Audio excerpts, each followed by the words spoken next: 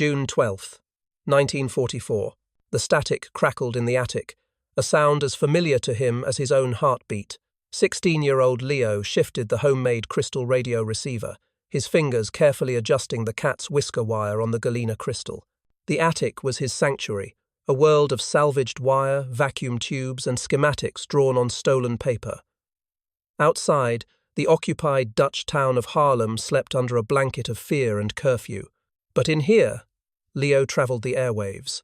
He was listening for the BBC, for the coded messages read after the news, the ones meant for the resistance. But tonight, the dial slipped, sliding past the usual frequencies into a band of dead air the Germans were supposed to own. And then he heard it. Not the clipped, formal German of a military transmission. This was different. A low, guttural voice, almost a whisper, speaking in a language he did not recognize. The words were layered, distorted, as if coming from a great distance or through water, and beneath the voice, a sound that made the hair on his arms stand on end, a deep, resonant hum. It was a sound that promised a headache, a sound that felt wrong. He held his breath, leaning closer to the single earphone. The voice stopped. A new sound emerged, a scream. It was short, cut off, and filled with a terror that was utterly pure. Then a series of numbers in German, coordinates. He scrambled for a pencil and a scrap of paper, his hand trembling as he scribbled them down. The voice returned, whispering in that unknown tongue. This time, he heard a word he recognized. A name, spoken with reverence and fear. Nachtfalke. Night Falcon. Then, silence. True silence. The dead air band was just dead air again. Leo sat back, his heart hammering against his ribs. He looked at the coordinates on the paper. He knew these fields. It was a place the locals avoided. A place where the Germans had built something they said was a new radar station. But no one ever saw any antennas. This was not a radar station. This was something else. The next day he risked everything. He took his findings to the only person he could trust, the man known as the Professor, a former university electronics teacher who now led the local resistance cell. The man's face, usually a mask of calm intelligence, turned ashen as he looked at the coordinates and heard Leo's recording, played back from a primitive wire recorder Leo had built. "You must never speak of this again," the professor whispered, his eyes wide. "This frequency.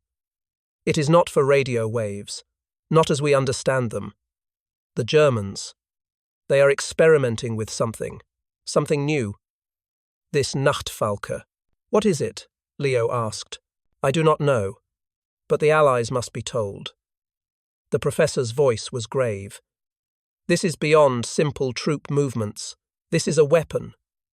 A different kind of weapon. A secret mission was born that day, codenamed Operation Nightingale. Leo, the teenager, was its most vital asset. His homemade radio was the only one capable of hearing the whispers from the Nachtfalke station. The resistance, and their British SOE contacts, needed to know what the Germans were building. For weeks, Leo listened. He heard more of the distorted whispers. He heard more screams. He heard numbers that corresponded to nothing on any map. The psychological tension was a constant weight. Every creak of the house, every footstep on the street, sent a jolt of fear through him. The Germans had detection vans. They hunted for illegal radios. His attic was a lighthouse in a dark sea, and he was begging to be found. The breakthrough came on a night thick with fog. The voice on the radio was clearer, desperate. It was a different man, and he was speaking in English. "The field is unstable. The observers are not returning. They are lost in the static. The bones are piling up.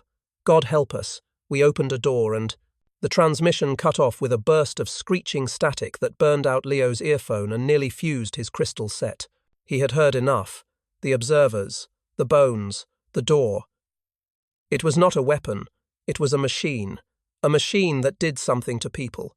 This information was too dangerous to transmit. It had to be delivered by hand. Leo was chosen. He knew the countryside better than any of the adult resistance fighters. He was a ghost. A teenager on a bicycle was invisible. His mission was to travel to the coordinates he had first recorded, to observe the Nachtfalke facility and link up with a British paratrooper team that was being dropped in to investigate, a team that had been briefed on something called the Avalon Group. The journey was a nightmare of shadows and silence. He moved at night, sleeping in ditches by day. He saw things he could never forget. A farmhouse burned to the ground by the SS, the bodies of resistance fighters hanging from a bridge as a warning. The war was no longer something he heard on his radio. It was real, and it was brutal. He reached the area near the coordinates. It was, as he knew, a vast empty field, but at its center was a small wooded rise. And nestled in that rise was a concrete bunker, almost completely camouflaged by sod and transplanted trees. There were no fences, no guard towers, just a single massive steel door. It was an abandoned bunker, but it hummed with the same energy he had felt through his radio. The place was active. He hid his bicycle and found the British team. They were not what he expected. Hard men, with haunted eyes. Their leader, a captain named Miller, listened to Leo's story without expression. When Leo mentioned the Avalon Group, the captain's eyes darkened. "You've stumbled into a war within the war, son," Miller said. "Your Nachtfalke is one of their projects. We think they're trying to listen to things they shouldn't, see things they shouldn't. And your radio. It doesn't just pick up their transmissions. It picks up the backlash." That night, they prepared to assault the bunker. Leo was to stay back, to be their ears. He set up his radio, running a long wire antenna into the trees. As the British team moved forward, he put on his spare earphone. The whispers returned, louder than ever. But this time, they were not in German, or the unknown tongue. They were in English. They were the voices of the British team. He heard Sergeant Dixon say, "The door is clear, no guards, it's open a crack." Then he heard Captain Miller, "Inside, watch for wires." Leo listened, his blood running cold. He was hearing their live communications, but they were not using radios. He was listening through the Nachtfalke machine itself. He heard them discover the inside, the hum, the strange machinery, the chemical smell. Then he heard a new voice, a calm, chilling voice that was not part of their team. "Welcome, Captain Miller. We have been expecting you." It was the voice from the radio, the first voice he had ever heard. Leo didn't think. He keyed the small microphone connected to his set, the one he used for testing. "Captain, it's a trap. Get out now." From the earphone he heard shouts, a scream, the sound of a weapon firing. Then the deep hum of the Nachtfalke machine rose to a deafening shriek, even through the radio. And then silence. True, absolute silence. He called and called on the microphone. No response. Cautiously, fear gripping his heart, Leo left his hiding spot and approached the bunker. The steel door was wide open now. The interior was dark. He shone his flashlight inside. The bunker was empty. No British soldiers, no German scientists, no machinery. Just a bare, concrete room. It was as if they had never been there. The only thing out of place was a single, spent bullet casing, rolling slowly on the floor. The team was gone, vanished, and Leo was alone in the woods, the only person in the world who knew what had happened. The only person who knew about the whispers, the screams, and the machine called Nachtfalke that didn't just listen to the airwaves, but to something else entirely. His mission was over, and a new, more terrifying one had just begun. June 13th, 1944. The silence in the empty bunker was a physical presence. It pressed in on Leo from all sides, a vacuum that had swallowed men whole. He stood frozen in the doorway, his flashlight beam trembling as it swept across the barren concrete. No bodies, no blood, no mysterious machinery. Just that single spent bullet casing glinting on the floor, a tiny metallic testament to a battle that had somehow left no other trace. The air was cold, and it carried the faint, fading scent of ozone and something else, something coppery, like old blood. He backed away, his heart a frantic drum against his ribs. He stumbled out of the bunker and into the woods, his mind reeling. He had to get back to Harlem. He had to find the professor. They were the only two people who knew, and the captain's team was gone. Vanished. The weight of that knowledge was a crushing burden. The journey back was a blur of terror. Every shadow was a Gestapo agent. Every sound was the hum of the Nachtfalke machine coming to life to claim him too. He reached the professor's safe house as the sun was rising, his clothes torn, his face pale with exhaustion and fear. The professor listened to his frantic, whispered story. He did not interrupt. When Leo finished, the older man's face was grave. He went to a hidden compartment in the floor and retrieved a small, leather-bound journal. "I had hoped you would never need to see this," the professor said, his voice heavy. "The Avalon Group, they are not a Nazi invention. They are older, much older. They believe time is not a river, but a tree, and they wish to be the gardeners, to prune the branches they do not like." He opened the journal to a page filled with complex equations and diagrams of crystalline structures. The Nachtfalke is not a radio. It is a resonator. It does not broadcast through space, but through time. It creates a wound, a weak spot. They use it to listen to the past, to gather intelligence from yesterday, or to scout the possibilities of tomorrow. Leo thought of the screams, the distorted whispers, the observers, the ones who don't come back. "They are sent through the wound," the professor confirmed, his eyes dark. "And sometimes the wound spits something back out. An echo, a ghost, or something worse. The bones you heard about on the radio are what is left when a man is torn from his own timeline." The mystery was deepening, becoming more horrifying. This was not just espionage, it was a violation of reality itself. "We have to stop them," Leo said, his voice small but firm. "We cannot," the professor replied, "but we can warn the Allies. We must prove what they are doing. We need a recording, a clear transmission of their activities. Your radio is the only one that can hear it. You must go back. You must listen, and you must record everything." It was a suicide mission. The bunker was a haunted place, a tomb for lost time. But Leo nodded. There was no one else. He spent the next day modifying his equipment. He built a better recorder, using parts the professor had secreted away. He created a more sensitive antenna. That night he returned to the woods overlooking the Nachtfalke bunker. He set up his equipment in a different hiding spot, a dense thicket farther away. He attached the microphone to the recorder and put on the earphones. The static crackled to life. He tuned the dial, searching for the dead air band. He found it. The hum was there, stronger than before. And the voices, they were different.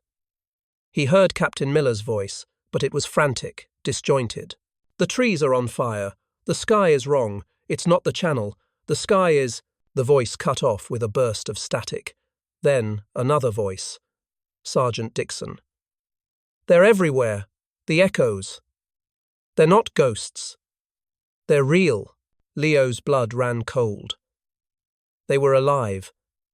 But they were not in the bunker. They were somewhere else. Somewhere else. The machine had sent them through, and they were trapped on the other side of the wound. Then the calm, guttural voice returned. "The Avalon operator. Subject retrieval failed. Temporal coordinates corrupted. The variables are too unstable. Initiate containment protocol. Seal the node." A new sound began. A deep, pulsing thrum that made the ground vibrate. Leo realized with dawning horror what was happening. They were not going to try to bring the British team back. They were going to seal the wound with them inside, trapping them in whatever nightmare timeline they had stumbled into. He had to do something. He couldn't fight them, but he could disrupt them. His radio picked up their frequency. Perhaps it could also transmit on it. It was a desperate, crazy idea. But it was all he had. He switched his set to transmit. He had no idea what to send. He thought of the strongest, purest signal he could generate. A carrier wave. A solid wall of sound to jam their machinery. He grabbed the microphone, took a deep breath, and pressed the transmit button. He didn't speak. He screamed, a long, sustained note, pouring all his fear, his anger, his desperation into the microphone. The effect was instantaneous and catastrophic. Through his earphones, the hum of the Nachtfalke machine screeched into a deafening whine. The calm voice of the operator shouted in panic. "Feedback loop! The resonance is cascading! Shut it down! Shut it!" The transmission from the bunker cut out entirely. The dead air band went truly, completely dead. At the same time, the ground shook. From the bunker entrance, a blast of white light erupted, silent and blinding. It lasted for only a second, then vanished. Leo sat in the sudden, profound silence, his ears ringing. He had done it. He had disrupted them. But at what cost? He never found out what happened to Captain Miller and his men. They were never seen again. Their official records listed them as missing in action, presumed dead. The Nachtfalke bunker was found abandoned by advancing Allied forces months later, just an empty concrete shell. But Leo's war was not over. The recording he made that night, the frantic voices of lost soldiers, found its way to British intelligence, to a man named Albright. He understood its significance. Leo was recruited, not as a soldier, but as a listener. His unique ability to hear the temporal resonance made him a vital asset in the new, secret war against the Avalon Group. The teenager who hacked Nazi communications with a homemade radio had accidentally stumbled upon the battlefield, and the battlefield was time itself. June 14th, 1944. The silence was the worst part. After the blinding flash from the bunker, the world had gone quiet. Not just the absence of sound, but a deadness in the air, as if the very possibility of noise had been erased. Leo sat in his thicket for a long time, shivering, his ears ringing from his own scream and the machine's final shriek. He was afraid to move, afraid that any sound he made would be the only sound in this new, hollow world. When dawn finally broke, grey and thin, he forced himself to pack his equipment. His hands were numb, clumsy. The recorder felt heavy, a casket of ghosts. He had to get back to the professor. He had to deliver the evidence. The journey to Harlem was a phantom's march. The countryside seemed muted, the colours washed out. He saw a farmer tending his field, but the man moved with a slow, dreamlike quality, as if he were an actor on a stage. Leo felt a profound disconnect, as if he were watching the world through a pane of thick, warped glass. The disruption of the Nachtfalke machine had done something, not just to the bunker, but to the fabric of this place. He reached the professor's safe house near midday. He knocked on the secret pattern. The door opened a crack, and the professor's face appeared. He looked older, wearier, his eyes shadowed. He pulled Leo inside quickly. "You are alive," he breathed, a statement of profound relief. I felt it, a tremor, in the air, like a bell that had been struck. Leo didn't speak. He simply placed the wire recorder on the table. The professor connected it to a larger speaker. The spools turned, and the sounds of the previous night filled the small room. The hum, the frantic, terrified voices of the British soldiers, the calm, chilling commands of the Avalon operator. Leo's own raw scream, the screeching feedback, the final, silent blast. The professor listened to it all, his face a stone mask. When it finished, he slowly stood and walked to the window, looking out at the quiet street. "You did more than disrupt them, Leo," he said, his back turned. "You created a paradox, a temporal shockwave. The Avalon Group seeks to manipulate time. You introduced a variable they could not calculate. Pure, human chaos. You may have saved more lives than you can ever know. But the captain, his men." Leo's voice was a hoarse whisper. "Gone," the professor said softly, "but not necessarily dead. Lost. Adrift in the branches of time. It is a fate I would not wish on any man, but their sacrifice and your actions have exposed this node. The Avalon Group will abandon it. They cannot risk another such event." He turned back to Leo, his expression grim. "But this is not a victory. It is a warning. They know about you now. A boy with a radio who can hear their work, who can fight back. You are no longer a secret observer. You are a target." The psychological weight settled on Leo's shoulders, heavier than any radio equipment. He had wanted to be a hero, to help the resistance. He had not signed up for a war against phantoms that could erase people from time itself. For the next week, he lay low. He helped the professor with smaller tasks, decoding simpler German troop movements. But his heart was not in it. His mind was always listening, even without the earphones, for that telltale hum, for the whisper of wrongness on the wind. Then a new signal came. Not from the Nachtfalke frequency. It was on a standard resistance band, but it was a voice he recognized. It was faint, broken by static, but it was him. Captain Miller. Anyone, this is Miller. Can anyone hear me? The sky, it's green here. The trees are made of crystal. We are at the coordinates. The bunker is different. It's not abandoned. It's active. They're bringing something through. The transmission dissolved into a roar of static that sounded like screaming metal. Leo stared at his radio. His blood turned to ice. The captain was alive. He was broadcasting from somewhere. From somewhen. And he was warning them. The Nachtfalke site was not dead. It was active in another timeline, and the Avalon group was succeeding there. They were bringing something through. He played the recording for the professor. The old man's face paled. An echo, he whispered. A message from a branch that is about to be severed. He is not in our past or future. He is in a parallel present. And what is happening there? It could bleed into here. If they open a door wide enough in that timeline, the shockwave could rupture the walls between worlds. The mission was not over. It had become infinitely more complex. They were no longer just trying to gather intelligence. They were trying to prevent a catastrophic incursion from a reality where the Avalon group had won. Leo looked at his homemade radio. It was no longer just a tool for listening. It was a lifeline. A thread connecting him to a lost captain in a crystal forest under a green Sunday. It was the only weapon they had in a war that was being fought across the dimensions of time itself. He sat down at his workbench, his fear hardening into a cold, sharp resolve. He had to build a better radio, a stronger transmitter. He had to answer Captain Miller's call. He had to find a way to speak across the void between worlds, and somehow fight a battle in a war that was happening in a reality that was not his own. June 15th, 1944. The voice from the radio was a ghost in the machine, a whisper from a world that should not exist. Captain Miller's desperate report, the green sky, the crystal trees echoed in the small, hidden room. Leo and the professor stared at the now silent speaker, as if it might suddenly shatter. The air itself felt charged, thin, as if the barrier between their reality and the one described by the captain had been stretched to its breaking point.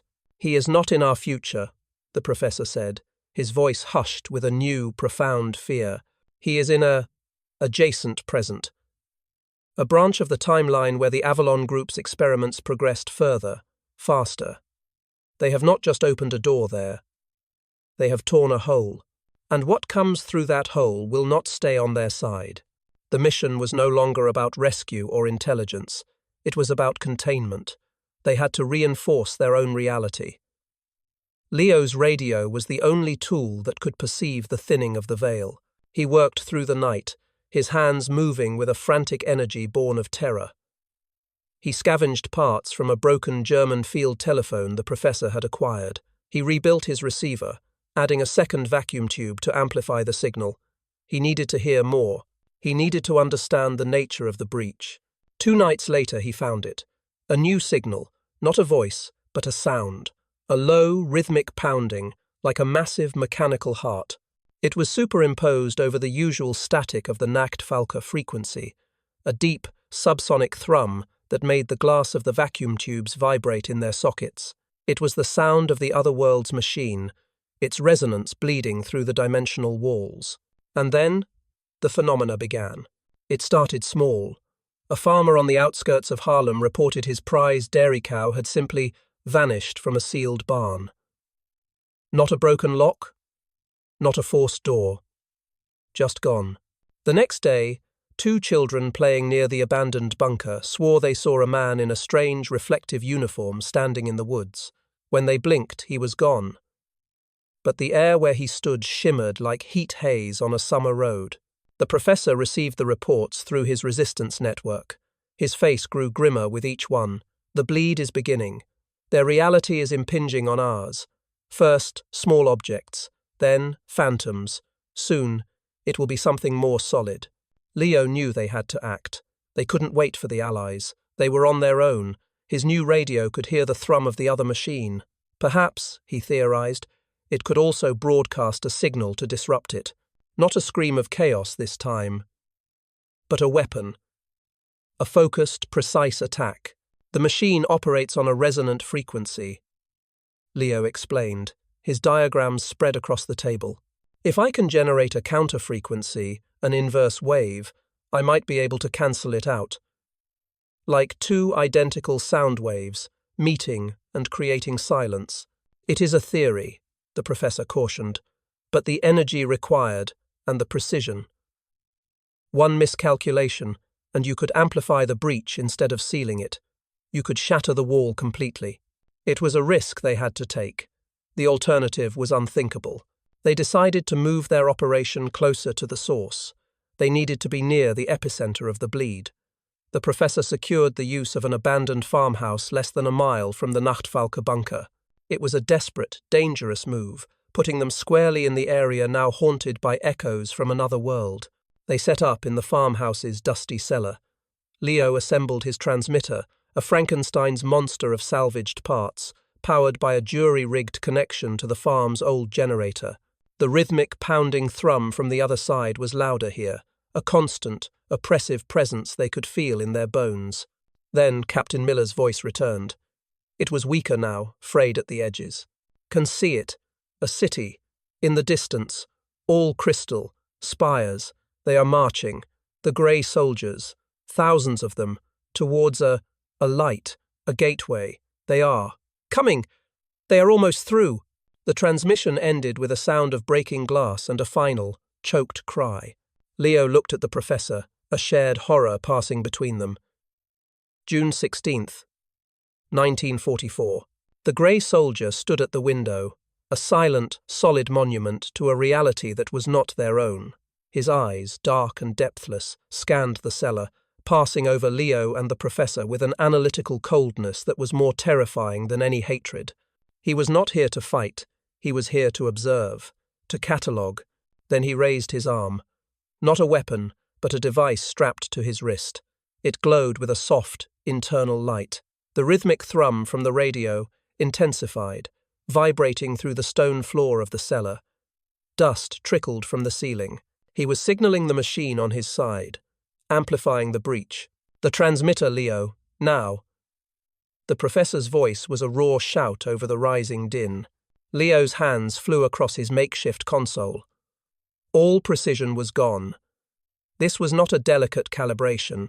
It was a desperate, full-power broadcast. He shoved the main transmission lever to its maximum setting.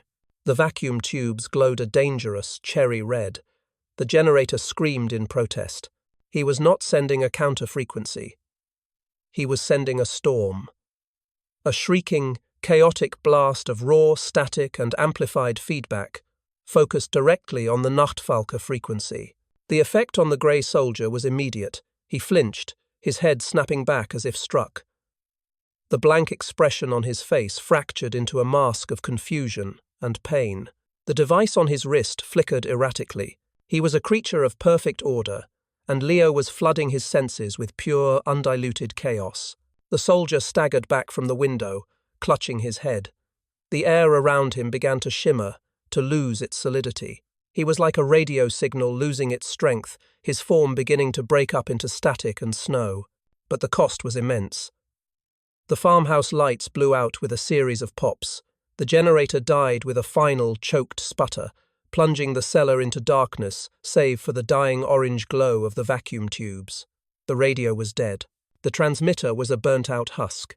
The thrum was gone. The silence that followed was absolute and profound. Leo fumbled for a flashlight. Its beam cut through the dark, illuminating the professor, who was slumped against the wall, his face pale. He pointed a trembling finger towards the window.